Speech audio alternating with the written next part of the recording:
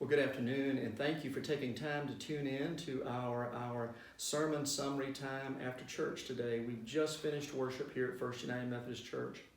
Today's message was a little different. Today we focused on spiritual warfare using Ephesians chapter 6, verses 10 through 17. Let me encourage you to read that.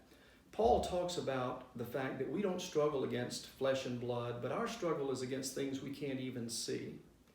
And so he says, because we deal with that, we need to be armed. And he talks about the armor of God. And today we talked about the first three. He talks about the belt of truth. And I reminded the people that there are lots of people out there and lots of institutions that will say, ours is the truth. But remember, Jesus said, I am the way, I am the truth. And God's word is truth. And so we go to God's word as the point and the foundation of what we seek. His truth is our guide.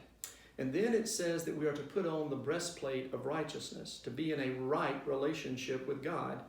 You know what that means? That means that if I am seeking God's truth, which we find in His word, if we seek God's truth, we'll know what's right and what's wrong. We'll know whether we're in a right relationship with Him or whether we're not.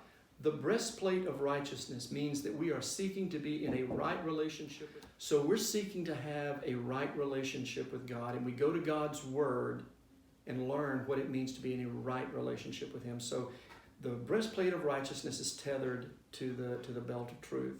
And then finally we talked about having the peace of God. How do we know when we're doing what God would want us to do? How do we know when we're doing the right thing?